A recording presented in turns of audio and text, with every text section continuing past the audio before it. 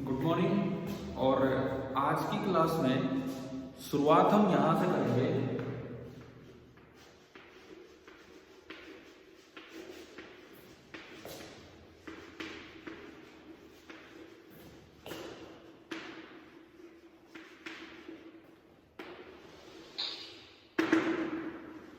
Your location on earth, कि अर्थ पे हमारी लोकेशन किस तरह से बताई जाती है, वहां से हम शुरुआत कर रहे हैं।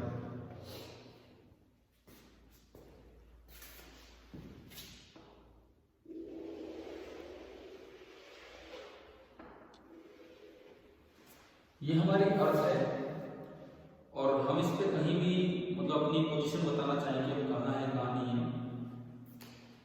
तो उस पोजीशन को बताने के लिए आपको ये तो पता होगा कि हम सरफेस पे रहते हैं, पता है नहीं सभी को?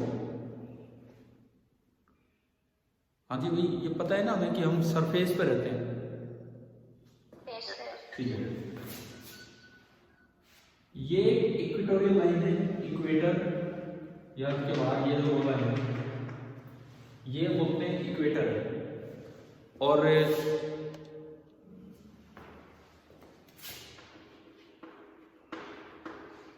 ये एक सर्कल है अर्थ की सरफेस पे, इस तरह से। अच्छा, एक और, अगर आपने कभी किसी क्लास में पढ़ा हो प्राइम मेरिडियन, प्राइम मेरिडियन सुना है? Yes sir. क्या होता है? देखो, ये धरती का नॉर्थ पोल है, ये धरती का साउथ पोल है। इन दोनों को ज्वाइन करने वाला एक ऐसा जो सरफेस पे पॉइंट होगा, ऐसा जो कर्व होगा, उसे बोल देते हैं प्राइम मेरिडियन। नॉर्थ और साउथ पोल को ज्वाइन करने वाली लाइन जो लंदन से पास हो रही है, लंदन में ग्रीनविच एक जगह है तो उसे ग्रीनविच मेरिडियन भी बोल देते हैं। मतलब लंदन में है, कहाँ है, उधर ही है, तो मैं तो इसके नाम पे जा रहा हूँ। ये प्राइम मेरिडियन है, ये जो कर्व बनी है ये।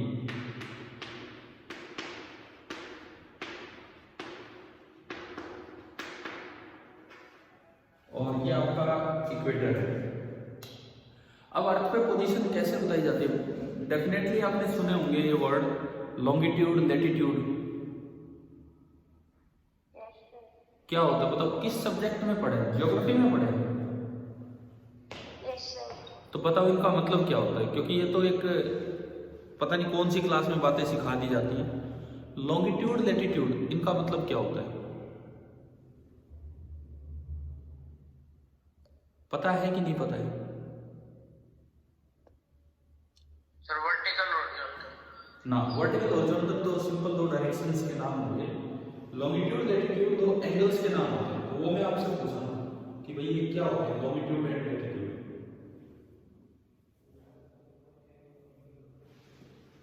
देखो, मान लो हम इंडिया में हैं, यहाँ पे ही, सपोज यहाँ पे ही।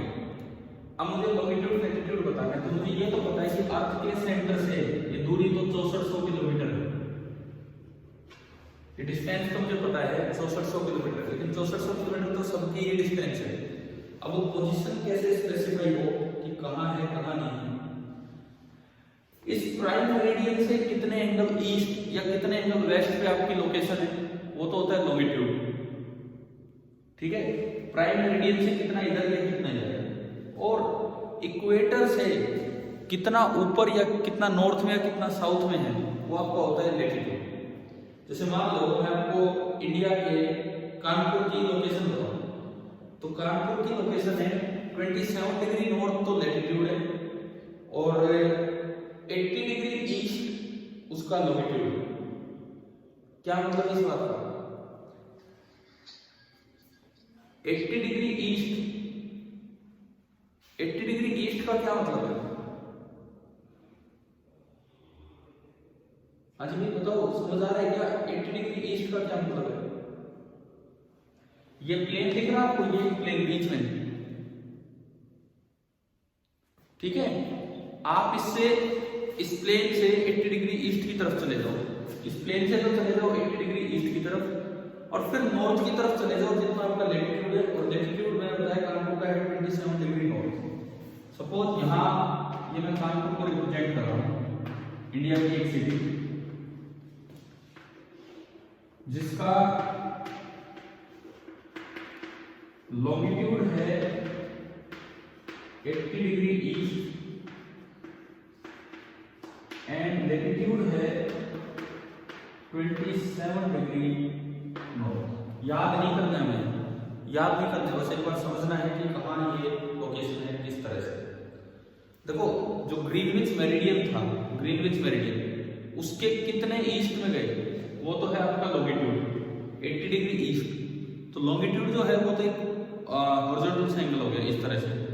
फिर इक्वेटर से कितना ऊपर आप गए वो आपका क्या होगा, वहां का लैटिट्यूड होगा, वो है वहां का लैटिट्यूड। ये मतलब ये कि जैसे ये एक ग्रीनविच मेरिडियन वाला प्लेन है, ये मैंने बनाया ग्रीनविच मेरिडियन वाला प्लेन। तो आप सबसे पहले तो इधर आओ, इधर साइड में आओ, यहाँ से मैं इसको अगर काट के दिखाऊं, इस डायग्राम को अगर काट के बनाऊं तो यूं बना सकते हैं कि ये वो सेंट्रल प्लेन है, ये अर्थ का सेंटर है, ये वो सेंट्रल प्लेन है और मैंने अर्थ की सरफेस तक दिखाया। तो सबसे पहले तो आप घूम जाओ इतना हॉरिजॉन्टली, तो ये तो आपका हो गया लॉन्गिट्यूड, मान लो मैं इसे 5 से रिप्रेजेंट उधर गए, हॉरिजॉन्टली आप गए एंड देन उसके बाद दोबारा बनाता हूं इसे इस साइड बनाता हूं, इस साइड। इधर देखिए कैसे क्या होगा। सपोज ये एक लाइन है उस प्लेन में जिसको आप ग्रीनविच मेरिडियन वाला प्लेन बोल रहे थे, इस तरह से ये बीच वाला प्लेन ये है।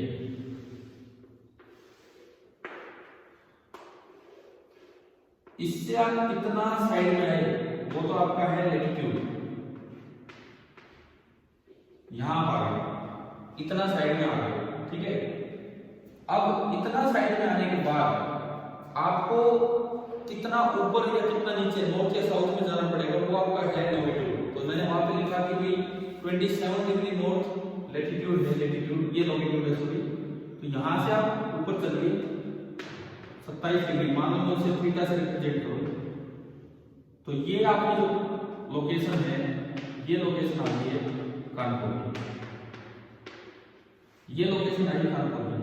इसके लिए पहले तो मैं 80 डिग्री इधर गया और फिर उसके बाद मैं 27 डिग्री ऊपर गया। ये वो मेरिडियन बीच वाला प्लेन, बीच वाला प्लेन है। एक बार बताओ क्या लॉन्गिट्यूड लैटिट्यूड का आइडिया है कि नहीं, या अभी कुछ समझ आया हो? देखो धरती के बिल्कुल बीचों बीच एक प्लेन है जिसको हम प्राइम मेरिडियन बोल रहे हैं। आप उसके इधर हो या इधर हो, डिपेंड करता है कि उसके ईस्ट में हो या उसके वेस्ट में, ये तो बताता है लॉन्गिट्यूड। फिर आप ऊपर हो या नीचे हो, मतलब नॉर्थ में हो या साउथ में हो, ये बताता है लैटिट्यूड। तो इन दो चीजों से आपकी पोजीशन डिटरमाइन होती है। तो अगर मैं लैटिट्यूड पे चलूं, लैटिट्यूड, तो ये जो एंगल है, ये एंगल अक्सर इसे लैम्डा से भी रिप्रेजेंट कर देते हैं लैटिट्यूड को। भाई इसको तो पाई से रिप्रेजेंट कर रहा हूं मैं, इसको थीटा या लैम्डा से रिप्रेजेंट कर देते हैं। ये आपका होता है लैटिट्यूड। क्या लॉन्गिट्यूड लैटिट्यूड का मतलब आ गया समझ? ठीक है। अब एक टर्म होती है कोलैटिट्यूड। कोलैटिट्यूड का क्या मतलब होता है? आप यहां पे टेंजेंट डालिए और इस इक्वेटर वाली लाइन को आगे बढ़ा देंगे। ये जो एंगल होता है, ये एंगल, दिस इज कॉल्ड कोलैटिट्यूड। तो अगर मैं देखूं तो इस ट्रायंगल से ये 90 डिग्री, तो इन दोनों का सम भी है, तो कोलैटिट्यूड हो गया 90 डिग्री माइनस लैटिट्यूड। अगर आप 90 डिग्री में से लैटिट्यूड घटा दें तो वो उस जगह का क्या हो जाएगा? कोलैटिट्यूड हो जाएगा। क्या ये समझ आ गया कि नहीं आ गया? जैसे मैं अगर चेन्नई की बात करूं, चेन्नई लॉन्गिट्यूड फिक्स है, इंडिया में लगभग लॉन्गिट्यूड वही है। लॉन्गिट्यूड कितना अपना? लॉन्गिट्यूड कितना है? 80 डिग्री ईस्ट। तो पहले तो ग्रीनविच जो प्राइम मेरिडियन है उसके 80 डिग्री ईस्ट में आओ। फिर यूं बताओ चेन्नई का लैटिट्यूड आप जस्ट अपनी समझ से बताओ, इससे ज्यादा मिलेगा इससे कम मिलेगा? ये कानपुर का है, मिलेगा तो नॉर्थ में ही, नॉर्दर्न हेमिस्फीयर में है इंडिया। हाँ जी बोलिए, इससे ज्यादा मिलेगा कि इससे कम मिलेगा? अच्छा, इंडिया में कम, डेफिनेटली कम। चेन्नई नीचे है और कानपुर ऊपर है, पता है कि नहीं हमें? ठीक है, तो चेन्नई का जो लैटिट्यूड होता है वो होता है 13 डिग्री नॉर्थ। ये कानपुर के लिए मैंने लिखा है, चेन्नई का जो लैटिट्यूड होता है दैट इज 13 डिग्री नॉर्थ, लेकिन लॉन्गिट्यूड वही है, लॉन्गिट्यूड वही है कितना? 80 डिग्री ईस्ट। तो आप बताओ सबसे पहले लोकेशन, अर्थ पे लोकेशन कैसे बताते हैं? क्या ये बात समझ आ रही है? Yes sir. ठीक है, वैसे ये कौन सी क्लास में पढ़े थे हमने लॉन्गिट्यूड लैटिट्यूड? सर 9th में।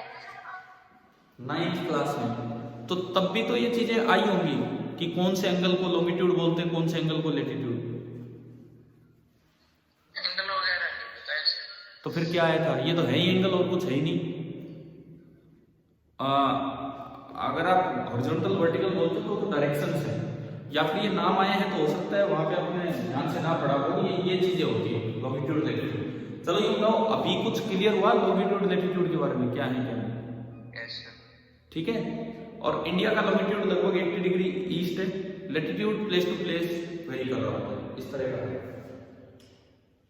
अब अगर मैं इसमें आगे बढ़ूं, एक बीच में हमने एक चीज छोड़ी थी, क्योंकि आज थोड़ा अर्थ की लोकेशन, अर्थ पे हमारी लोकेशन और सैटेलाइटिंग पे चल रहे हैं, एक फिनिशिंग क्लास ले रहे हैं, तो हमने बीच में एक चीज छोड़ी थी, effect of rotation of earth on the value of जी,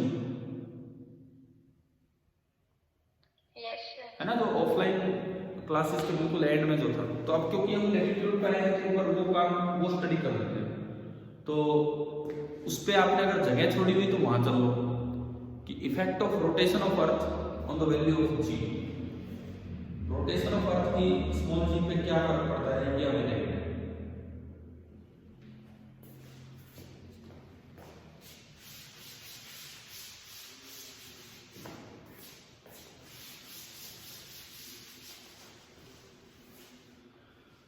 मान लो ये कोई प्लेस है जहां पे थीटा की वैल्यू है लेना, और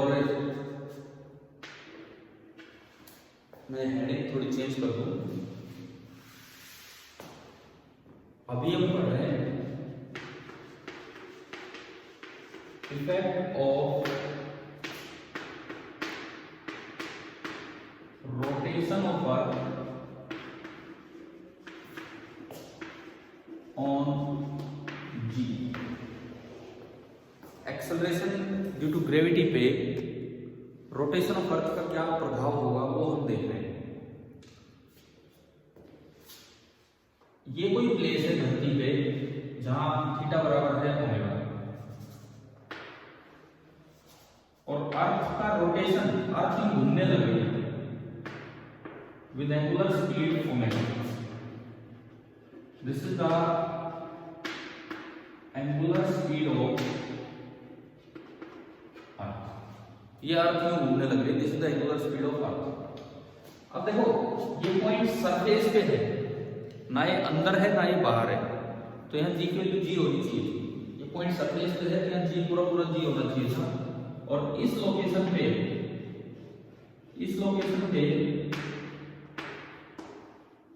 जो अंदर की तरफ फोर्स लग रहा होगा that will be equal to m into g, जो विदाउट रोटेशन जी आपको महसूस होता वो है।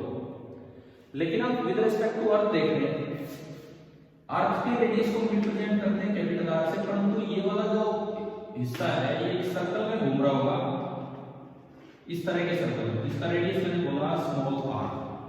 बताओ धरती घूम रही है तो क्या यहाँ वाले इंसान एक सर्कल में घूम रहे होंगे कि नहीं? है ना, तो अर्थ के रेस्पेक्ट में, क्योंकि अर्थ एक रोटेटिंग फ्रेम है, तो सेंट्रीफ्यूगल फोर्स लगेगा बाहर, this is F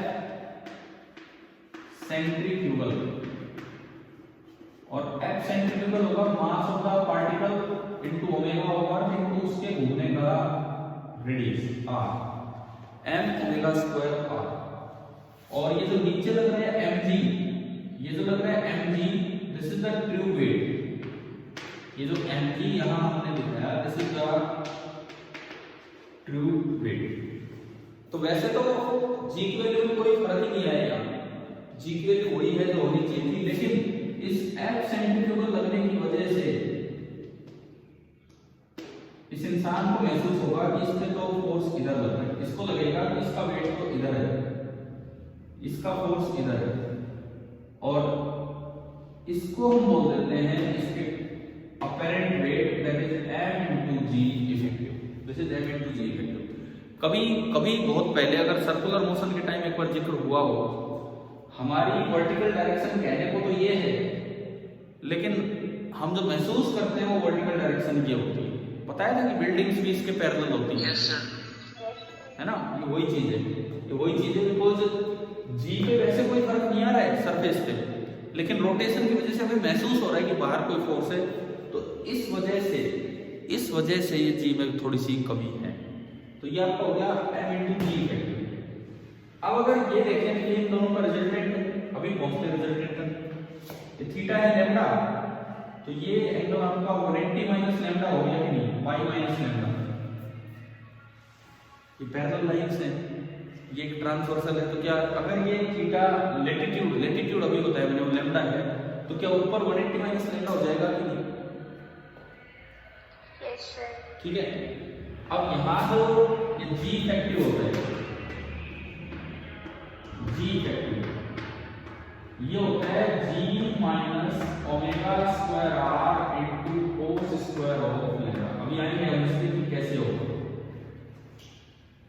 g effective यहाँ पे होता है, किसी भी एक लोकेशन पे g इफेक्टिव होगा g minus omega square r into cos square lambda. r है रेडियस ऑफ अर्थ, और लैम्डा क्या है उस प्लेस का,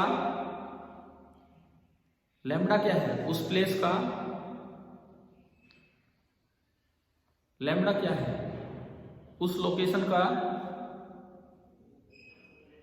बोलो। लेटिट्यूड। लैम्डा है धरती पे उस लोकेशन का लेटिट्यूड। ये फॉर्मूले पे अभी आते कैसे है, लेकिन यहां से दो चीजें देखो आप। एक बार मैं बात करूं एट इक्वेटर,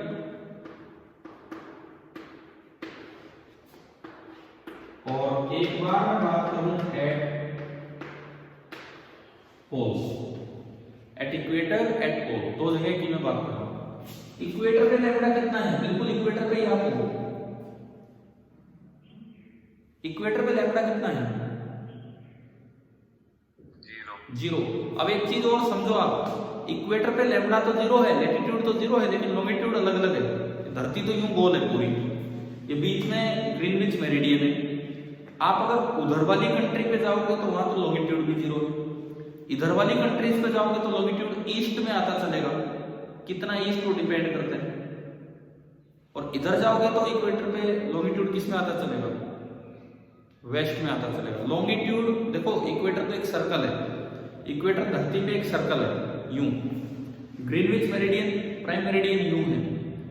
अब इक्वेटर पे भी कोई पॉइंट, कोई कंट्री तो उस जगह है, कोई कंट्री बिल्कुल यहाँ है 90 डिग्री ईस्ट में, कोई कंट्री बिल्कुल उधर है 90 डिग्री वेस्ट में, कोई कंट्री 20 डिग्री वेस्ट में, कोई 20 डिग्री ईस्ट में। तो क्या ये समझ आ रहा है क्या कि लॉन्गिट्यूड एक ही जगह, लेटिट्यूड 0 होने के बावजूद लॉन्गिट्यूड अलग अलग हो सकते हैं, क्योंकि कई कंट्रीज होगी। ठीक है, तो इक्वेटर पे लैम्डा 0, और अगर आप पोल्स की बात करेंगे तो लैम्डा हो जाएगा कितना, 90 डिग्री। पोल, नॉर्थ पोल, साउथ पोल, वहां पे लैम्डा हो गया 90 डिग्री। कोस 90 कितना होता है, कोस 90 आपका होता है 0। कोस 90 आपका 0 होता है, तो इसका मतलब G effective that is equal to G lambda 0। Cos 0 कितना होता है 1, so G minus omega square R। ये पॉइंट क्या समझा रहा है आपको कि इक्वेटर पे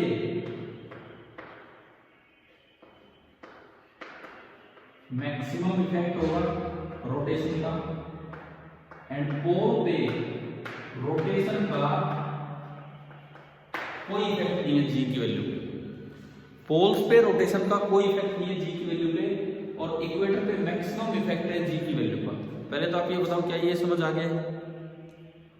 यस सर। ठीक है, अब बात बस ये आती है फॉर्मूला कैसे आया, तो क्या वेक्टर सम करना आता है ना? वेक्टर सम, तो यहाँ इन दोनों का वेक्टर सम कर दो। देखो इस फॉर्मूले के प्रूफ की तरफ अगर मैं चलूं, इस फॉर्मूले के प्रूफ की तरफ अगर मैं चलूं, तो आपको सिंपली करना क्या है, ये जो दो वेक्टर्स दिख रहे हैं उनका वेक्टर सम करना है। देखिए जो m इंटू जी इफेक्टिव होगा, आप इसको लिख सकते हैं अंडर रूट ऑफ, दो वेक्टर्स का जब आप सम करते हैं तो रिजल्टेंट होता है a square plus b square plus 2ab cos theta, होता है ना ऐसा? ठीक है, a का स्क्वायर mg का स्क्वायर प्लस b का square m omega square r का स्क्वायर प्लस अंडर रूट के अंदर ये 2 इंटू a इंटू b और into cos of 180 degree minus 11, ये आपको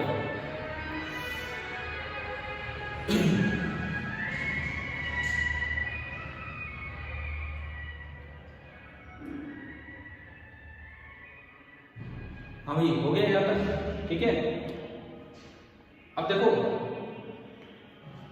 यहां पे तीन तरह की टर्म्स आएगी, पहली टर्म, ये आखिरी टर्म और ये बीच वाली टर्म। बीच वाली टर्म में ओमेगा की पावर कितनी है? बीच वाली टर्म में ओमेगा की पावर कितनी है? 4। अर्थ का ये जो ओमेगा की पावर 4 है, इन टर्म्स के मुकाबले ये जो टर्म है ये नेग्लिजिबल होती है। ओमेगा अर्थ का बहुत बड़ा नहीं होता है, तो इस वजह से ये जो टर्म है नेग्लिजिबल है, तो इसको हम इग्नोर कर देते हैं। यहाँ पे इसको आपने इग्नोर किया तो ये बना m into g effective, that is nearly equal to, देखो m स्क्वायर इसमें भी ये हटाई दिया और m इंटू m स्क्वायर इसमें भी, तो क्या दोनों में से m स्क्वायर कॉमन आ गया अंडर रूट से, और m और m स्क्वायर और एक ये रहा m स्क्वायर और बाहर आएगा अंडर रूट से, तो ओनली क्या बच जाएगा n अंडर रूट, एक तो टर्म बची जी स्क्वायर प्लस ये बस इस पे आओ, cos 180 माइनस थीटा क्या होता है? माइनस cos थीटा, तो एक तो माइनस लगा दो, m बाहर गए, g omega square into r और ये हो गया cos ऑफ लैम्डा, और m से m आपका कैंसिल हो गया। आप बताओ कि यहां तक समझ आया कि नहीं है? ये स्टेप, इसमें जी स्क्वायर बनाओ, तो जी स्क्वायर बनाने के लिए जी से मल्टीप्लाई और डिवाइड किया और जी स्क्वायर को कॉमन ले लो, तो देखिए जी इफेक्टिव क्या आ रहा है, जी स्क्वायर कॉमन लिया तो बाहर जी बन क्या है 1 माइनस, ये नीचे जी बचेगा omega square by g into r और इंटू कोस लैम्डा, और अंडर रूट का मतलब है पावर है हाफ, अंडर रूट का मतलब है कि पावर हाफ है। अच्छा, इस आर को मैं अर्थ के रेडियस के टर्म्स में लिखूं, इस आर को यहां देखो, अर्थ के रेडियस के टर्म्स में आर लिखूं, ये लैम्डा तो ये भी लैम्डा, ये लैम्डा तो ये भी लैम्डा होगा, ठीक है, और इस ट्रायंगल में आओ, कोस लैम्डा कितना है इस ट्रायंगल में, इस राइट एंगल ट्रायंगल में कोस लैम्डा, अगर मैं इस राइट एंगल ट्रायंगल की बात करूं तो कोस लैम्डा कितना होगा, small r upon capital R, ये होगा आपका कोस लैम्डा। तो यहां से स्मॉल आर कितना आ गया, capital R into cos of lambda. तो ये हमने इसमें पुट किया।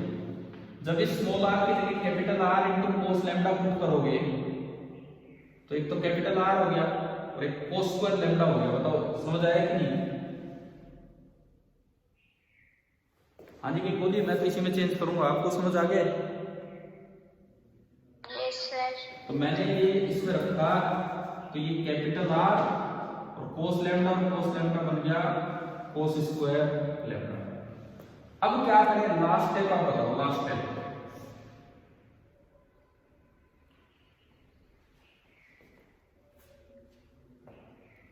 बिल्कुल आखिरी स्टेप पे मारे। अब इसमें 2 भूल गए ना, ये 2 था, यहाँ पे 2, ये वाला 2, ये 2 चल रहे हैं। अब बताओ लास्ट स्टेप क्या आएगा? बाइनोमियल का यूज किया आपने, 1 + x raised to power n is nearly equal to 1 + nx। तो इस हाफ को ना यहां ले आओ, इस हाफ को यहां ले आओ। तो देखिए अगला step, g effective g into 1 - 2 तो है ही, और एक हाफ नीचे ये आया, omega square r by g और into cos square of lambda. 2 से 2 गया। और अगर आप g से अंदर मल्टीप्लाई करो तो आप बताओ कि ये फॉर्मूला आ गया कि नहीं है? अगर आप g से अंदर मल्टीप्लाई करते हो तो जो फॉर्मूला आपने स्टार्टिंग में लिखा था वो आ गया कि नहीं? स्टार्टिंग में g इफेक्टिव बराबर g माइनस, देखो मैं उधर है बोर्ड पे मैं दिखा देता हूं आपको, ये वाला फॉर्मूला जिधर ब्लॉक में बना हुआ है। तो बताओ रोटेशन का इफेक्ट समझ आया क्या है क्या नहीं? Yes sir. ठीक है, इसमें लैटिट्यूड रटने से बात नहीं बनेगी, बिकॉज ये यूज होगा, लैटिट्यूड यूज हो रहा है इसमें, तो हमें उसका मतलब भी समझ आना चाहिए। तो क्या हमने 9th क्लास का वो टॉपिक आज थोड़ा ठीक ठाक समझ लिया कि लॉन्गिट्यूड और लैटिट्यूड क्या होते हैं?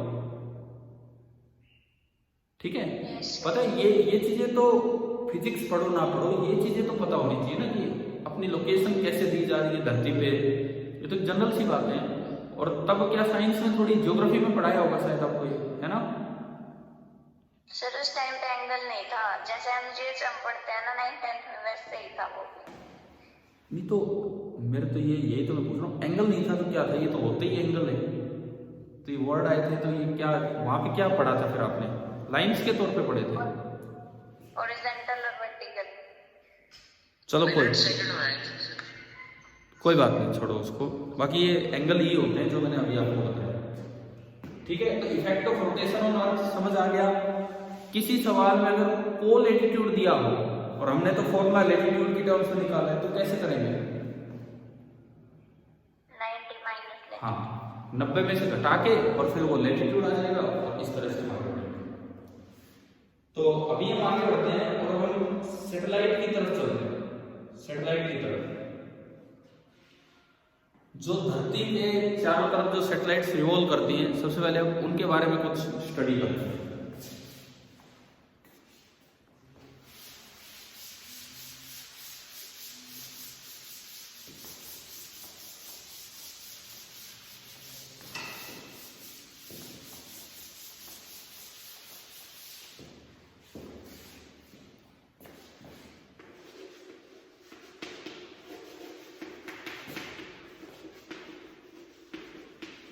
Satellites revolving around Earth, ये वाली चीज हम स्टडी करेंगे। सैटेलाइट्स रिवॉल्विंग अराउंड अर्थ।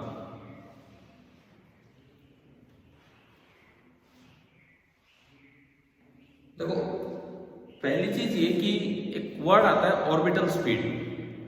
तो सैटेलाइट की ऑर्बिटल स्पीड का क्या मतलब होता है वो हम समझें सबसे पहले ना। ये अर्थ है, किसी हाइट पे जाके आपने सैटेलाइट को रॉकेट से लॉन्च किया, किसी भी हाइट पे जाके, सपोज ये हाइट है h और जो रेडियस ऑफ अर्थ है that is small capital R। और आपने पढ़ा होगा कि इस दूरी को अक्सर हम स्मॉल r से रिप्रेजेंट करते हैं और स्मॉल r होता है r प्लस h। आपने यहां से एक सैटेलाइट को प्रोजेक्ट किया तो उसका पाथ कैसा होगा वो इनिशियल स्पीड ऑफ प्रोजेक्शन पे डिपेंड करता है। मान लो इनिशियल स्पीड ऑफ प्रोजेक्शन है u कितना होगा उस पर डिपेंड करता है। तो सबसे पहले मैं चलूंगा ऑर्बिटल स्पीड की तरफ। अगर आपने u दिया g into capital M which is the mass of earth upon small r radius of earth, तो मैं पहला केस ले रहा हूं, case first, launch with orbital velocity.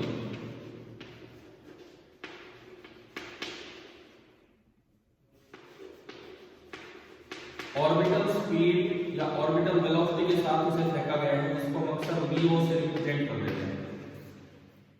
वो होती है √gm/r। अभी निकालेंगे इसको। तो दरअसल ये वो स्पीड होती है कि इतनी स्पीड से आप फेंकोगे तो ये बिल्कुल एक सर्कुलर सा पाथ फॉलो करेगा और ये सैटेलाइट यूं चक्कर काट के देगा इस तरह से।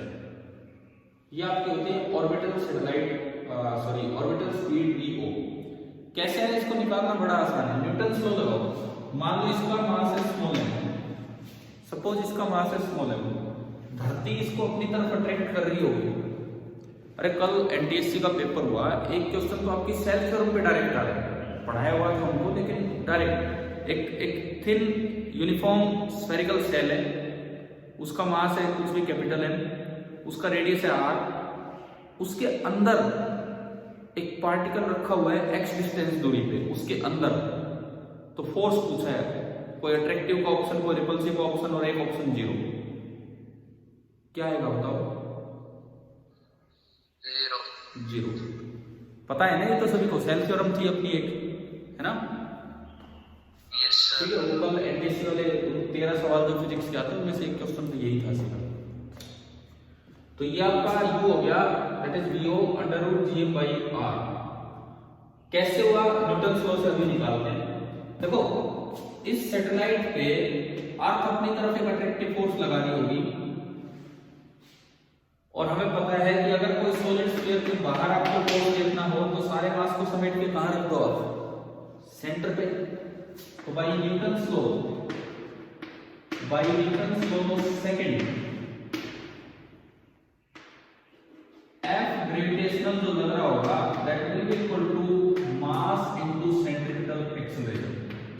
अब F ग्रेविटेशनल लगेगा g capital M small m upon small r का स्क्वायर बराबर मास ऑफ द सैटेलाइट और उसकी जो सेंट्रिपिटल एक्सेलरेशन है इस वक्त वो है ऑर्बिटल स्पीड का स्क्वायर अपॉन r। एक r से r गया, एक m से m गया। बताओ ये समझ आया क्या? कैसे लिखा हमने?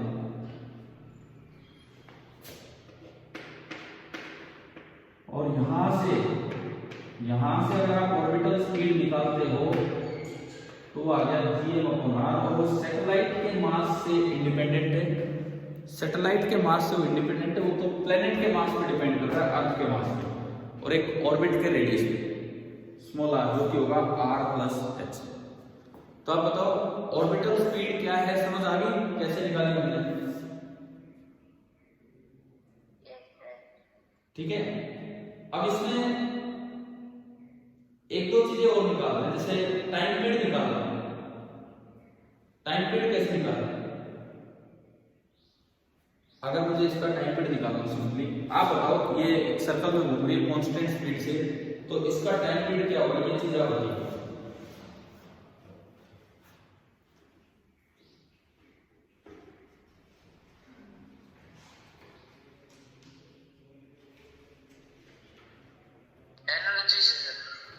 टाइम पीरियड निकालने का सिंपल सा एक तरीका है, जब ये सर्कल में घूम रहा है तो कांस्टेंट स्पीड से घूम रहा होगा, और जब कोई चीज कांस्टेंट स्पीड से चलती है तो distance covered is equal to speed into time. एक पूरे सर्कल में डिस्टेंस कितना होगा? पूरे सर्कल में डिस्टेंस 2 पाई इनटू ये वाला r बराबर स्पीड कितनी है वीओ, और टाइम पूरा जो लगता है वो टाइम पीरियड है, वीओ की वैल्यू उसमें पुट कर दो, निकालो टाइम पीरियड का एक्सप्रेशन की क्या है।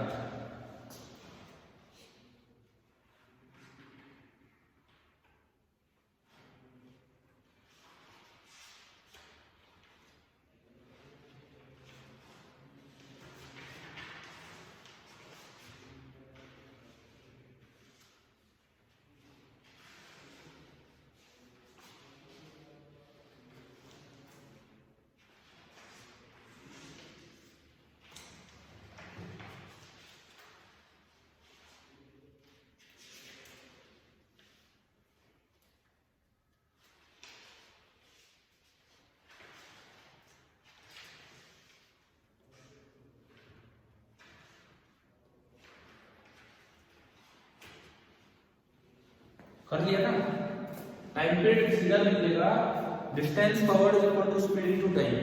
अगर मैं यहां से देखूं तो कि कांस्टेंट स्पीड से घूम रहा है, distance covered is 2 pi small r is equal to orbital speed और इनटू टाइम पीरियड। तो टाइम पीरियड आ गया 2 pi small r upon v naught. V naught की वैल्यू आपने पुट की, तो जो टाइम पीरियड आ रहा है time period that is equal to 2 pi upon under root g m, और ये स्मॉल आर ऊपर जाएगा, अंडर रूट आर ऊपर और एक आर ये रहा, तो ये आर की पावर 1 प्लस 1/2 कितना हो गया 3/2। बताओ कि ये समझ आया कि नहीं, टाइम पीरियड कैसे निकालना है। ठीक है, और क्या कुछ इसका केपलर लॉ से लिंक दिख रहा है आपको?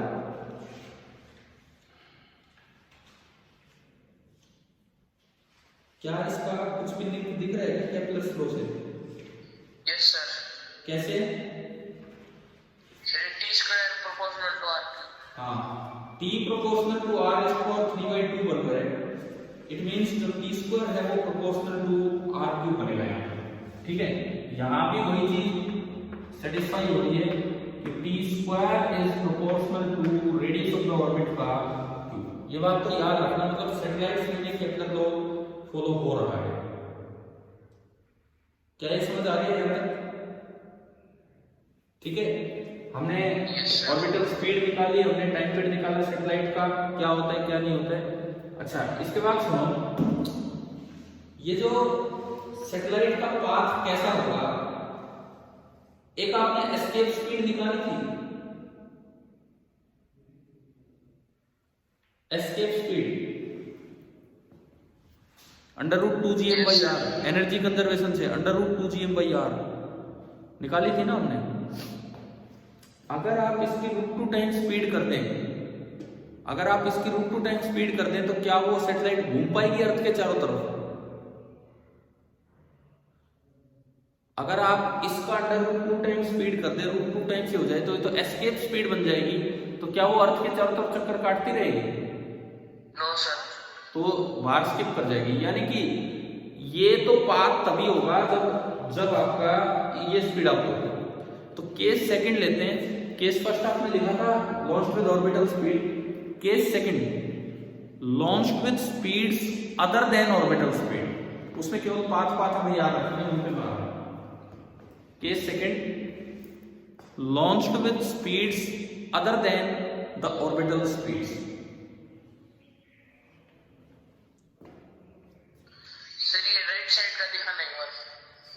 किस साइड? लो मैं तो थोड़ा दिख रहा है पूरा बोर्ड? यस सर, हो गया। ठीक है,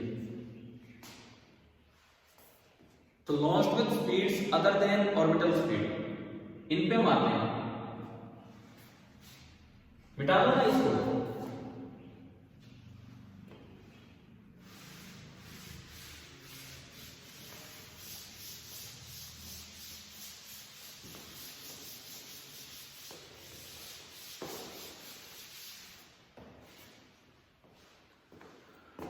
देखिए, वही एस्केप स्पीड और उनके बीच की हम कुछ रेंज लेंगे। पहले मैंने लिया v is less than vo, under root g m upon r से कम स्पीड से आप देंगे।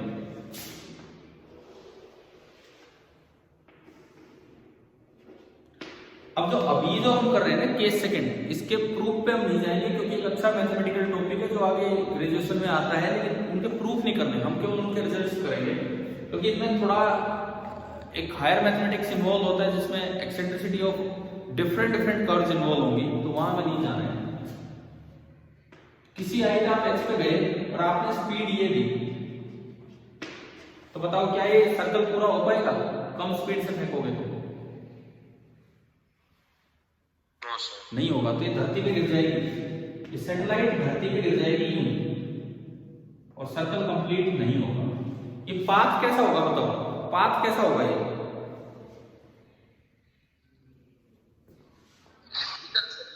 पाथ कैसा होगा?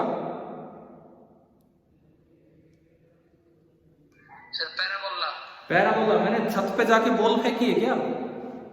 मैंने छत से बॉल नहीं फेंकी। पैराबोला पता है पैराबोला कब होता था? वहां पे पैराबोला तब था जब आप स्मॉल हाइट से फेंक रहे थे जहां जी की वैल्यू कांस्टेंट थी। क्या यहाँ ऐसा कुछ है? तो पैराबोला यहां नहीं होगा। मैं आपको बता देता हूं, देखो ये अर्थ का सेंटर है,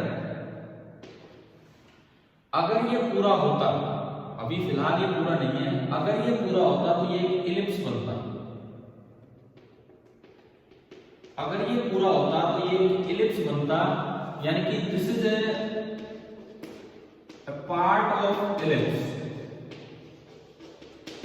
this is a part of ellipse. लेकिन कैसा इलिप्स? जो सेंटर ऑफ द अर्थ है वो उस इलिप्स का एक फोकस होता, दूर वाला focus with centre of earth as farther focus.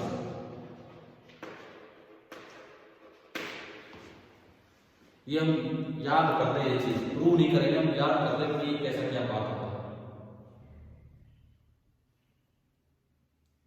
क्या समझ आ गया कि नहीं? बना लिया आपने?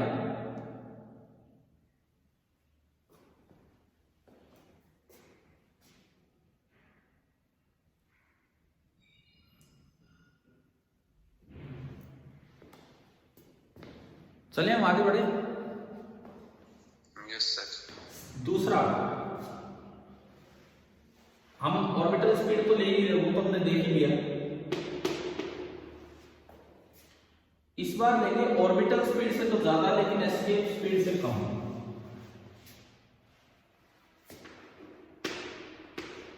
Under root g capital M by R से तो ज्यादा 2g capital M by R से कम, यानी कि आपने जो b लिया है b ऑर्बिटल से तो ज्यादा लिया और b एस्केप से कम लिया। ये वाला केस हम ले रहे हैं। इसमें क्या होगा वो देखते हैं।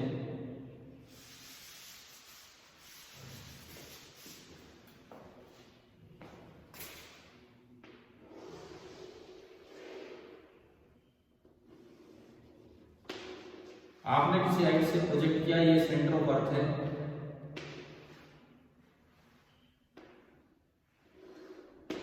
v स्पीड से प्रोजेक्ट किया, तो आपके v पाथ इलिप्टिकल होता है। अब के भी पाथ इलिप्टिकल होता है, लेकिन सेंटर ऑफ अर्थ अब की बार भी एक फोकस होता है, लेकिन अब की बार दूर वाला फोकस नहीं, अब की बार जहां से आपने फेंका उसके, भाई इलिप्स में दो फोकस होते हैं, ठीक है। पिछली बार वो जैसा इलिप्स बन रहा था सेंटर ऑफ अर्थ उसका एक फोकस था, लेकिन यहां से दूर वाला फोकस, ये with the centre of earth as farther focus from the point of projection. ये थोड़ा पूरा करें तो ऐसे होगा, with the center of earth has farther focus from the point of projection। इस बार ये part of ellipse नहीं है, complete ellipse है। part of ellipse नहीं है, ये complete ellipse है, with the center of earth has nearer focus from the point of projection। center of earth जो होगा वो nearer focus होगा from the point of projection। ये है।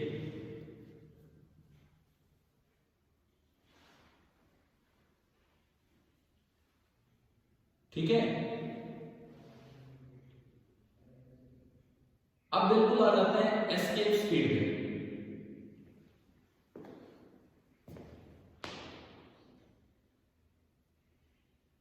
चले भी हम आगे बढ़े। Yes sir. तीसरा केस आता है कि अगर आप v इससे भी ज्यादा कर दो,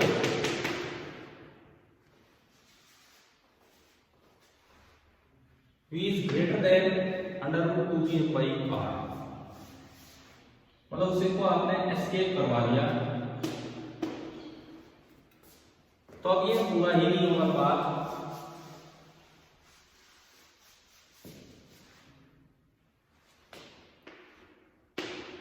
यहां से आपने प्रोजेक्ट किया, वो कहीं भाग जाएगा, और ये पाथ होता है हाइपरबोलिक, बस याद कर लेना, और इससे ज्यादा हम यूज नहीं करेंगे। Leave the earth,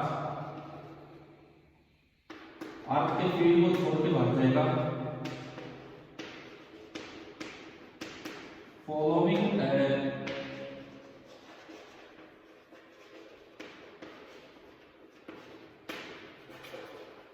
hyperbolic path.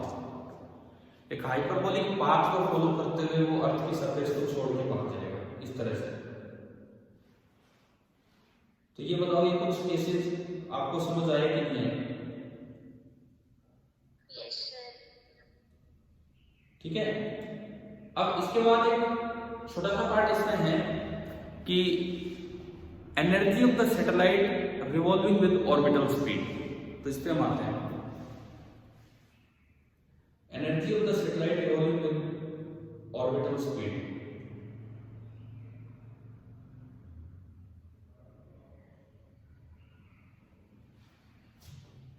देखिए, ये एनर्जी वगैरह हमें लिखने में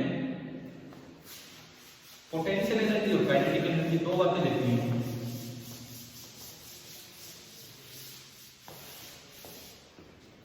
केवल दो बातें लिखनी है, पोटेंशियल एनर्जी, काइनेटिक एनर्जी, और कुछ नहीं।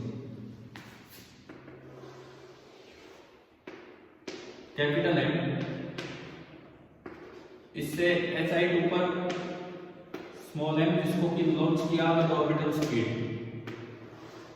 और ये सर्कुलर पाथ फॉलो कर रहे हैं, इस R और ये कैपिटल R, वही डायग्राम। सबसे पहले मैं लिखूं potential energy of the system. तो अगर मैं इनफाइनाइट सेपरेशन को जीरो लेवल मानूं, तो बताओ इस सिस्टम की पोटेंशियल एनर्जी कितनी है? Zero sir. जीरो थोड़ी है, ये इनफाइनाइट में थोड़ी है। अरे यार, जीरो कैसे बोल दिया? क्या हमने नहीं पढ़ा कैसे लिखना होता है? Yes sir. इसकी वजह से यहाँ पोटेंशियल लिखो, इसकी वजह से यहाँ पोटेंशियल होगा -gm/r और इनटू उसका मास। तो ये तब है assuming potential energy at infinity to be zero. इतने सेपरेशन पे आपने जीरो माना, तो ये इसकी पोटेंशियल एनर्जी। एक बार बताओ, इसमें कोई डाउट है तो?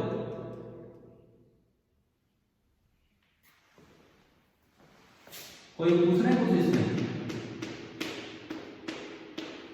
काइनेटिक एनर्जी होगी half m into d orbital का स्क्वायर। तो हाफ इंटू m तो m है, और d ऑर्बिटल होता है √gm/r, तो स्क्वायर से अंडर रूट हटेगा, ये बना g capital M small m upon 2r। बताओ, ये लिखना आ गया? काइनेटिक एनर्जी लिखनी आ गई हमें। थर्ड पार्ट, मैकेनिकल एनर्जी, वो क्या होती है? दोनों का sum, potential energy plus kinetic energy. तो सम करके बताओ कि कितना आ रहा है?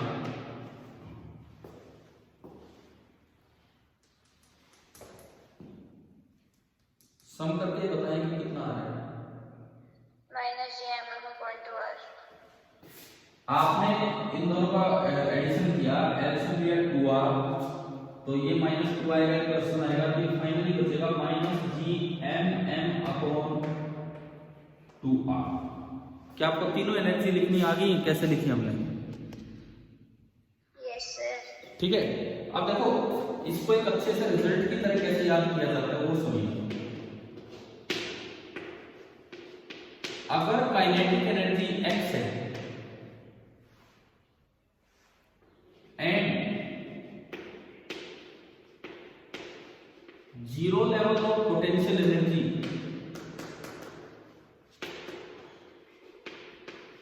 is taken at infinite separation, अगर काइनेटिक एनर्जी x है और जीरो लेवल पोटेंशियल एनर्जी का आपने इनफाइनाइट सेपरेशन पे लिया है, देन पोटेंशियल एनर्जी उसकी डबल नेगेटिव होगी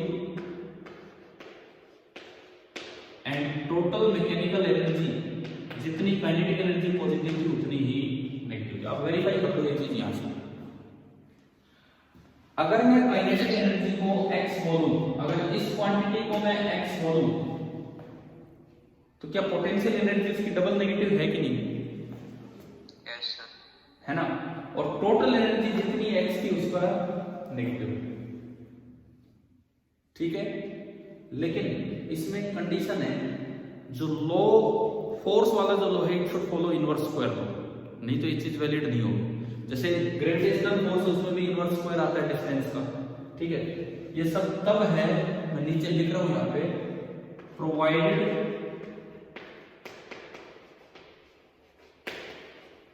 the force obeys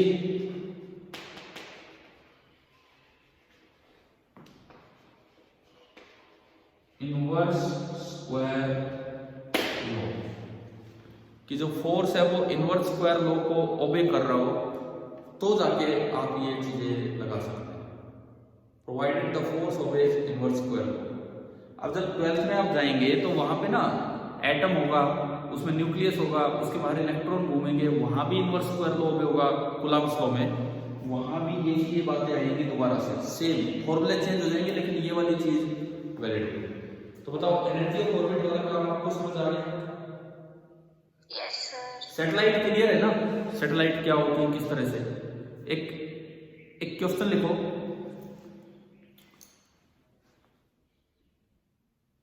find the time period of a satellite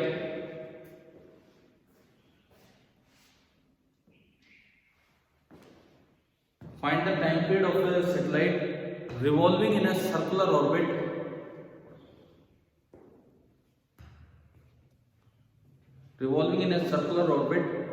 very near to the surface of earth, very near to the surface of earth। याद कीजिए।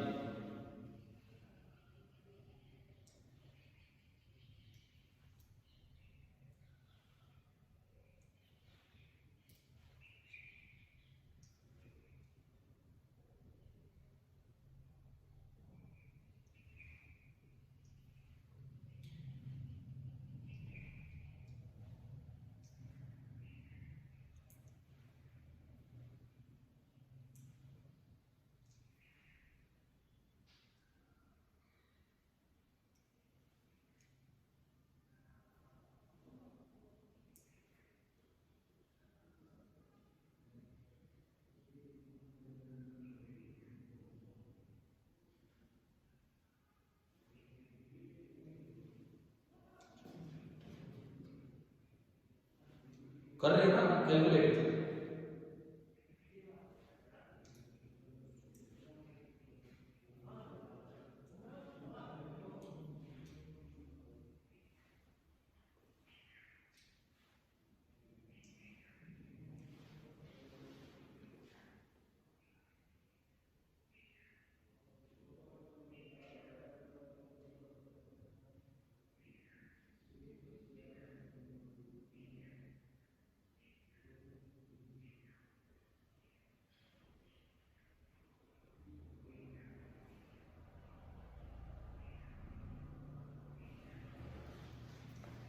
देखो जो आपका तरीका था, सबसे पहली बात इस सवाल में बोला है कि वो बहुत ही पास रिवॉल्व कर रहे हैं, यानी कि h is very very much smaller than r। ये बात क्लियर हो रही है? ठीक है, इसका मतलब स्मॉल आर की वैल्यू आप नियरली क्या ले सकते हो, कैपिटल आर। तो जो ऑर्बिटल स्पीड होगी that will be equal to under root GM upon capital are.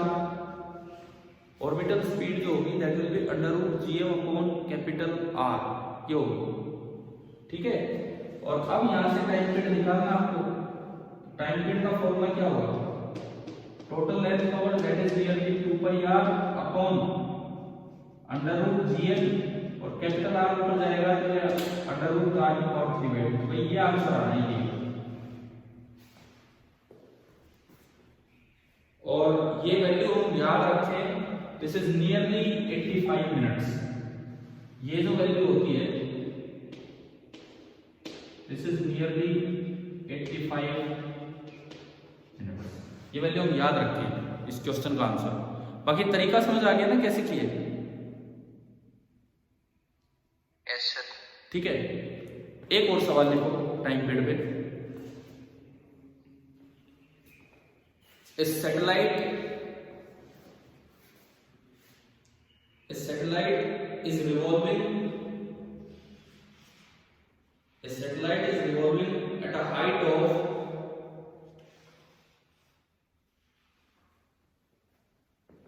कितनी माने हम कुछ भी आप मान लो, जैसे सरफेस से मैं लेता हूं, at a height of 2r, 2 into capital R, at a height of 2r from earth surface, 2r from earth surface, and its time period is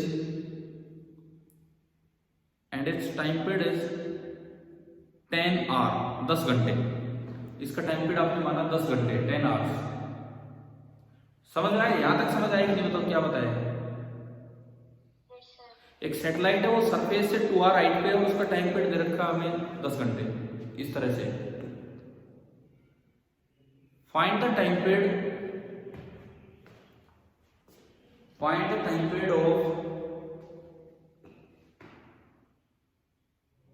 of the satellite, find the time period of the satellite if it were to revolve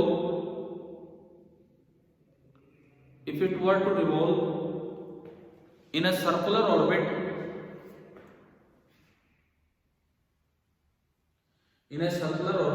at a height of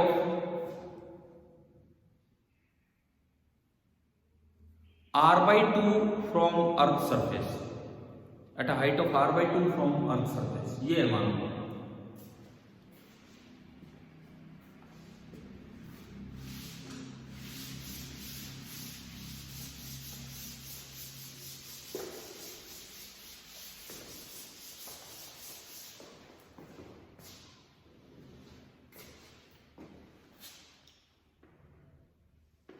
पहली बार में are बोलिए कितना है?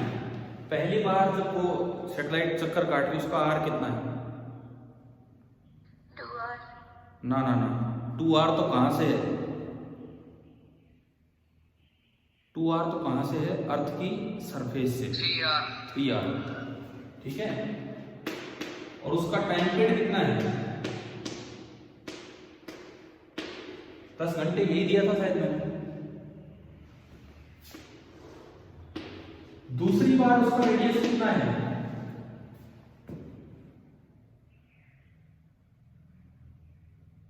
बताओ। r/2 दिया था, तो साथ में अर्थ का भी रेडियस जुड़ेगा, तो r/2। और अब पूछा है कि टाइम पीरियड कितना होगा।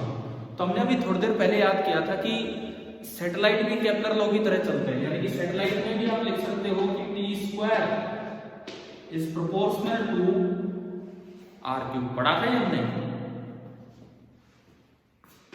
It means t2² upon t1² is proportional to r2³ upon r1³। क्या ये याद रह जाएगा कि नहीं बताओ? ये तो याद रखना बड़ा आसान है।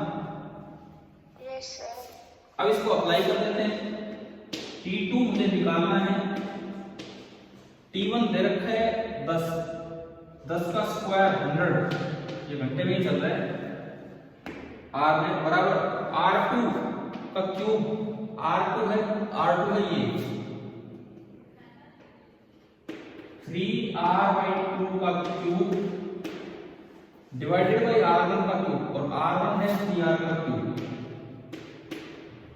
तो 3r से 3r का क्यूब के अंदर कैंसिल हो गया, केवल 1/2 क्यूब बचा, 1/2 क्यूब।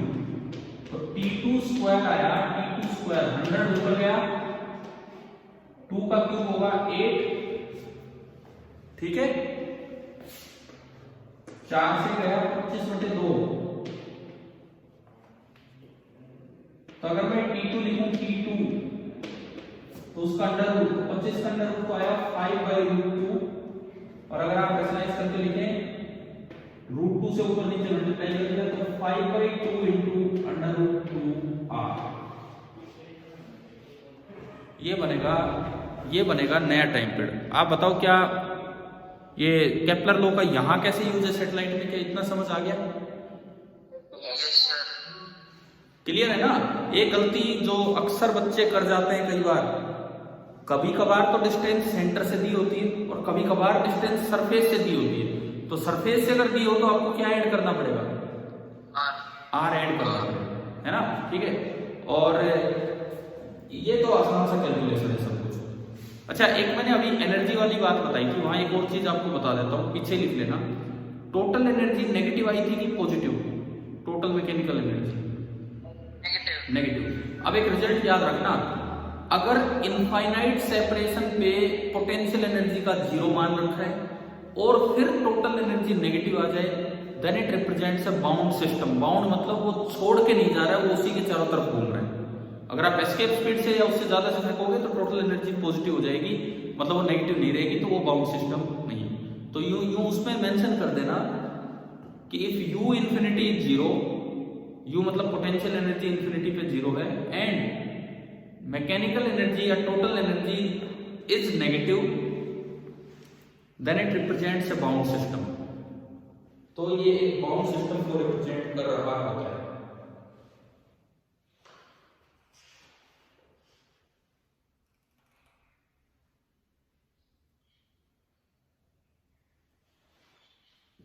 एक आपने ये सुना है कि सैटेलाइट के अंदर इफेक्टिव वेट 0 होते हैं।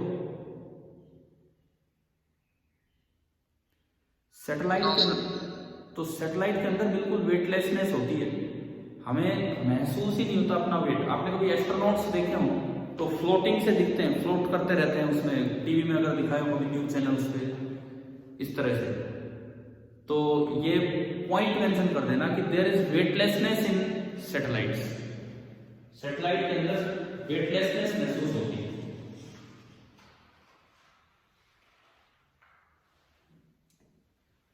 क्या होता है कि जब सैटेलाइट में कोई चीज होगी ना, तो हर पार्ट का फ्री फॉल हो रहा होगा, हर पार्ट की एक्सेलरेशन। देखो सैटेलाइट में कोई चीज है, उस पे एक ही फोर्स लग रहा होगा, अर्थ का ग्रेविटेशनल अट्रैक्टिव फोर्स, अर्थ का ग्रेविटेशनल अट्रैक्टिव फोर्स, और हर वक्त वो फ्री फॉल की कंडीशन में होगी। और फ्री फॉल की कंडीशन में जब भी कोई चीज होती है तो उसका इफेक्टिव वेट 0 होता है। इवन मैंने एक बॉल को छोड़ा, चौक को छोड़ा, हवा में जब वो नीचे आ रहा था तो उसका वेट था 0। हाँ, यहाँ कॉन्टेक्ट हुआ, धरती के ऊपर कोई चीज रखी हुई है उससे कॉन्टेक्ट हुआ, तब महसूस होगा हमें हमारा वेट। आप झूले में आते हो नीचे, झूले में ऊपर से नीचे आते हो तो क्या आपको डर महसूस होता है कि नहीं? किसी झूले में वो वेटलेसनेस ही है, बिल्कुल वेटलेस नहीं होते हम, लेकिन थोड़ा कम हो जाता है जी की इफेक्टिव वैल्यू। तो यहाँ पे ये मेंशन कर दिया आपने कि there is a state of weightlessness in a satellite because every part is freely falling, every part is freely falling towards the centre of earth. हर चीज में एक्सेलरेशन जी होती है towards the centre of earth, तो वो free fall की स्थिति में होता है। और एक आखिरी बात सैटेलाइट की मैं बता रहा हूं, टाइम आपकी अगली क्लास कितने बजे होती है अभी? 9:40 है, लेकिन ये जूम भी फ्री करना है मुझे अभी किसी और के लिए भी, तो क्योंकि ये किसी और क्लास में यूज होगा, तो मैं फटाफट एक आखिरी पॉइंट सैटेलाइट में कई बार ये नाम आते हैं, जियो स्टेशनरी सैटेलाइट, पोलर सैटेलाइट, तो जस्ट ये दो वर्ड्स हम यूज कर रहे हैं। नेक्स्ट हेडिंग आप डालो जियो स्टेशनरी सैटेलाइट, जीईओ, जियो स्टेशनरी सैटेलाइट।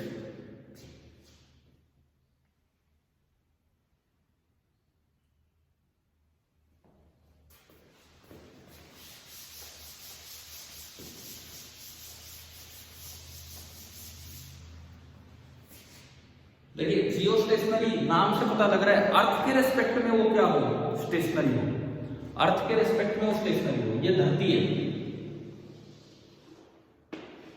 अर्थ रोटेट करती है ऐसे with N angular speed omega, और अर्थ के रोटेशन का जो ओमेगा होता है वो होता है 2 पाई अपॉन 24r। धरती के रोटेशन का टाइम पीरियड कितना होता है, 24 घंटे, और ओमेगा होता है 2 पाई बाई टी। और ये 24 घंटे को जब मिनट और सेकंड में कन्वर्ट करोगे तो बहुत बड़ा हो जाएगा, और ये 24 छोटा सा है। इसीलिए आज जब शुरुआत में हमने ओमेगा स्क्वायर या ओमेगा की पावर 4 को इग्नोर किया था कि नहीं, effect of rotation on g ignore किया था कि नहीं, है ना। तो वो इसी वजह से किया था क्योंकि ये टाइम पीरियड काफी ज्यादा है, मतलब इस 2 पाई के मुकाबले, तो ये ओमेगा काफी कम आ जाता है। ठीक है, अब सुनो, एक ऑर्बिट होता है यहां इक्वेटर के बाहर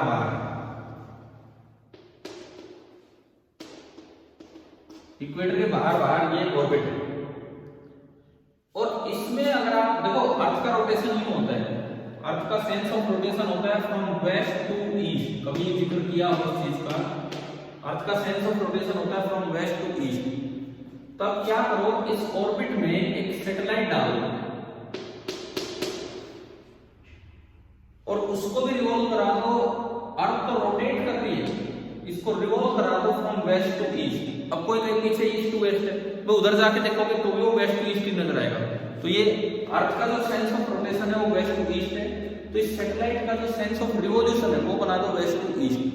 और धरती के रेस्पेक्ट में स्टेशनरी कब होगी, जब जितना धरती रोटेट करे उतना ही ये क्या कर जाए, रिवॉल्व। मतलब अगर आप इसका टाइम पीरियड ऑफ रिवॉल्यूशन, अगर आप टाइम पीरियड ऑफ रिवॉल्यूशन कर देते हैं 24r, सेंस ऑफ रिवॉल्यूशन कर देते हैं वेस्ट टू ईस्ट, तो ये सैटेलाइट अर्थ के रेस्पेक्ट में रेस्ट पे नजर आएगी। इसे बोलते हैं जियो स्टेशनरी सैटेलाइट। इसकी जो हाइट होती है टाइम पीरियड से जब कैलकुलेट की जाती है, इसकी जो हाइट जब टाइम पीरियड से कैलकुलेट की जाती है तो वो होता है 35,800 किलोमीटर के आसपास। हमने आज एक फॉर्मूला तो देख लिया टाइम पीरियड और स्मॉल आर में, और स्मॉल आर को कैपिटल आर प्लस एच रखोगे तो वहां से एच निकलता है, वो लगभग इतना आता है, लगभग 35,800 36,000 किलोमीटर का। और ये जो सैटेलाइट्स होती हैं, these satellites, these are mainly used as communication satellites, क्योंकि अर्थ के रेस्पेक्ट में रेस्ट पे होती है। तो किसी भी एक कंट्री ने भेजी होगी तो उसको ये रेस्ट पे नजर आएगी, उसके रेस्पेक्ट में एक जगह पे रहेगी। इन सैटेलाइट्स को बोल देते हैं जियो स्टेशनरी सैटेलाइट। क्या समझ आ रहा है कि जियो स्टेशनरी क्या होती है? Yes sir. अब मैं पूछता हूं आपसे, जियो स्टेशनरी सैटेलाइट की सेंस ऑफ रिवॉल्यूशन क्या होती है, बताओ? West to east. दूसरी इंपॉर्टेंट बात, जियो स्टेशनरी सैटेलाइट का टाइम पीरियड ऑफ रिवॉल्यूशन क्या होगा? 24 आवर, जितना अर्थ का रोटेशन का time period. Geostationary satellite की हाइट लगभग कितनी होती है, इस ऑर्बिट की हाइट? 35,000 या इसको 36,000 भी मान लेते। तो ये तो एक नाम था जिसको हमने बोला जियो स्टेशनरी, और इसका मेन पर्पस क्या होता है ये यहाँ लिखा मैंने, ये किस काम आती है? मेनली कम्युनिकेशन सैटेलाइट के तौर पे। एक और टर्म होती है जिसको बोलते हैं पोलर सैटेलाइट्स। पोलर मतलब जो पोल्स के अलोंग जो यूज हो उसे बोलते हैं पोलर सैटेलाइट। आखिरी चीज है बस मैं बता रहा हूं यहाँ पे,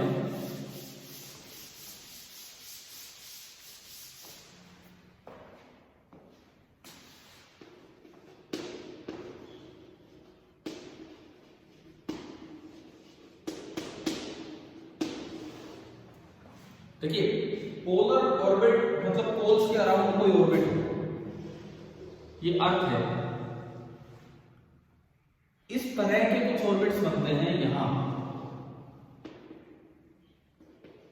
और वो यूं साइडों में घूमते रहते हैं। मतलब इस तरह के जो ऑर्बिट्स होते हैं, इन ऑर्बिट्स को बोलते हैं पोलर ऑर्बिट, यानी कि नॉर्थ ईस्ट के ऑर्बिट। इनमें जो सैटेलाइट रिवॉल्व करती हैं उसका टाइम पीरियड लगभग नियरली 100 मिनट के आसपास होता है, नियरली 100 मिनट के आसपास। थोड़ी हाइट पे होते हैं क्योंकि धरती के फोटो खींचना इनका मेन काम होता है। लगभग ये जो हाइट है this is 500 kilometre to 800 kilometre, लगभग इतनी हाइट पे ऑर्बिट होते हैं। और मेनली इनका पर्पज ये है अर्थ की फोटो को लेना, अर्थ कहाँ क्या हो रहा है वो सब चीजें देखना, और ये सब यूज इन मेट्रोलॉजी आप लिख सकते हैं। अर्थ की तस्वीरें लेने के मेनली ये काम आते हैं। अभी मेरे पास ना एनसीईआरटी बुक अभी है नहीं यहाँ पे, घर पे उधर होगी, आप चाहो तो देख लेना, उसमें शायद लास्ट में दिए वो कहीं है, मे बी पोलर और जियोस्टेशनरी सैटेलाइट के बारे में कुछ बता रखा होगा। चलिए ठीक है, ये आपकी मीटिंग का टाइम हो गया है कंप्लीट, और अब हम इसको ऑफ करते हैं।